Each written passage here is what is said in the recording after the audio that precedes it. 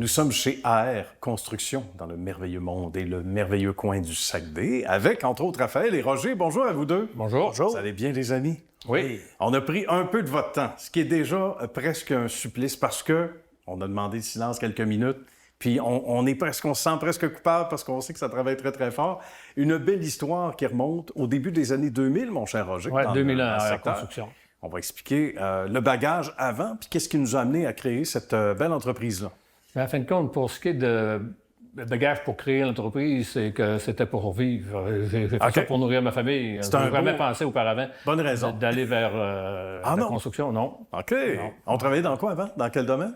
Par curiosité? En fin de compte, j'ai commencé par faire du bois. OK? Travailler en foresterie. Après ça, je me suis revenu en ville pour encore un entrepreneur. J'ai décidé après ça, dans quelques années par après, d'aller à mon compte. Ça, c'est merveilleux. Donc, il y avait un entrepreneur, quelque part, qui sommeillait en Roger. Apparemment. Oui, apparemment, qui en 2002 a dit « Roger, c'est le temps, on part ça. » 2001, oui. 2001. C'est pas facile quand on se lance en affaires, ça prend les contacts, on les avait, mais on a commencé par quoi? Au début, parce que c'était quand même tout un défi, Roger, en 2001, là, de démarrer ça. Bien, avant ça, j'ai été franchisé la prise, OK, pendant un certain temps, de 1996 à 2003, parce que j'ai commencé à AR Construction dans la même période. OK, d'accord. Ce qui m'a amené à créer Action Rénovation, qui est devenu AR Construction. Bien. Donc, d'où le R, d'ailleurs. Je pensais qu'il y avait un Roger là-dedans ou un Raphaël. Non, c'est peut-être pour la pub, les lettres, pour être les premiers dans la pub. Quand même. La pub. C'est une belle stratégie d'affaires. Et Raphaël, qui s'est fait sourire, qui est arrivé presque enfant, ado, à 13 ans, dans l'entreprise. Raconte-nous, parce que ça, on voit ça souvent à l'émission des entreprises familiales. Les enfants sont jamais forcés, là. On les attache pas après. Il n'y a pas de menottes là, à rester dans l'entreprise. Mais ils aiment ça, puis c'était ton cas. Toi, c'était naturel? Oui, bien, en fin de compte, moi, c'était naturel. À l'âge de 13, 14 ans, là, plus 13 ans, là, j'avais l'opportunité d'aller travailler sur les chantiers. Là. Dans le temps, on appelait ça opérateur de B22, là, balai 22 pouces. Ça sonne comme de la musique aux oreilles. Quand on a 13 ans, surtout. Ça. Après ça, les gars m'ont appris. J'avais la chance de pouvoir apprendre comme charpentier menuisier. Okay. J'ai fait mes études quand même en génie civil pour compléter un bon bagage aussi. C'est ça, ça officialise les choses. C'est ça. Bien. Et là, donc, toi, ça faisait pas de doute que tu étais à la bonne place. Pas juste dans l'entreprise familiale, mais tu savais que ton c'est ça. Était au bon sens. J'en mange la construction. Là, je veux dire, moi, c'est sur le...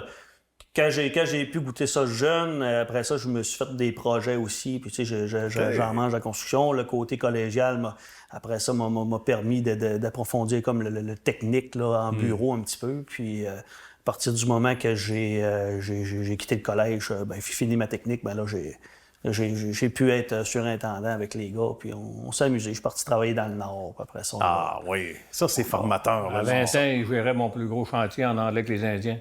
Ah oui! Puis les gars, il s'est fait respecter par les gars. Ils n'avaient pas peur de se mettre les mains dans la boîte ou dans le ciment. C'est sûr. Puis quand les gars sont arrivés après 6 mois, ils ont dit « Ton gars, on ne dirait pas qu'il y a 20 ans, on dirait qu'il y a 20 ans d'expérience. » On reconnaît les leaders. On a d'ailleurs les mêmes gars. Les gars qui étaient là dans ce temps-là, on les a encore. Là. Tu sais, moi, j'ai vu les enfants de mes employés. Puis aujourd'hui, ils viennent vous éplucher de beurre avec le blonde. Là. Fait que ça donne une idée. Là. Ça donne une idée. Ouais. Là, on va voir la génération qui suit. Faut nous parler de ce que Raphaël a amené, justement, de plus.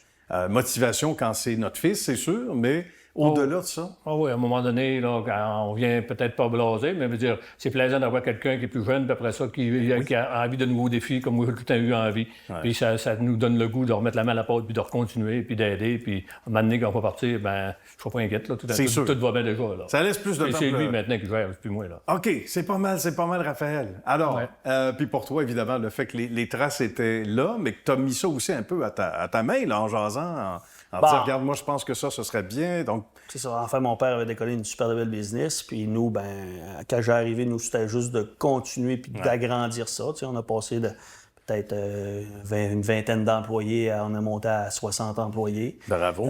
Été comme hiver, on est saisonniers. Et ça, c'est merveilleux. Ouais, c'est la clé, on garde notre monde. C'est ça. On est axé beaucoup dans le résidentiel, mais depuis que je suis là, on fait aussi au travers du commercial, du multilogement. Mais c'est sûr que seul, c'était pas possible de tout faire ça. Fait qu'on a greffé nos forces, puis chacun, je pense qu'on fait un bon team. On n'est pas pareil sur des choses, mais c'est correct, ça va bien. Eh oui. On a des scènes de chicane. On a ça, on regarde des images. Non, c'est pas vrai. On n'a pas ça. Mais ça arrive des fois, des discussions. On se met au défi, on dit « Hey, ouais, ça, je ferais pas ça comme ça. Oui, attends, laisse-moi confiance. D'être capable de s'entourer de gens différents, c'est merveilleux. Ça aide à avancer dans la bonne direction. Un sprint d'ici la fin, ça va trop vite. Je savais que ça allait être rapide. Il faut parler du Luxor. Il y a des projets spectaculaires, entre autres, celui-là. Oui, le Luxor est un très... D'ailleurs, c'est Raphaël qui m'a incité à aller vers le Luxor. Okay? Moi, j'ai arrêté plus vers la sortie, mais c'est justement Raphaël qui dit « Garde, moi, ça qu'on embarque là-dedans, puis on a embarqué, on est content aujourd'hui de l'avoir fait. Là. » Très, très beau projet. Là. Et c'est Raphaël l'a géré, puis le gère encore de façon extraordinaire. C'est vraiment très, très bien. Et d'autres projets en cours, l'avenir est très prometteur. On a acquis des terres qui vont faire beaucoup de multilogements dans le futur, là, à petite échelle quand même. Là, c'est pas des grands tours, mais on s'en va faire du logement. Il y a un manque de logement présentement. Beaucoup au Saguenay, entre autres. Hein? Oui, ce qu'on entend? Oui, vraiment. Là, Les maisons, du fait des hypothèques un petit peu plus élevées, ça diminue. Rénovation, on touche à tout un peu, là, mais on va faire quand même du logement dans les prochains... On s'adapte, puis là, on veut amener peut-être les maisons de ville, justement, pour rendre ça accessible aux jeunes. Accessible. Plus accessible, oui. Tout à fait, absolument. Qu'on se permette de rêver encore.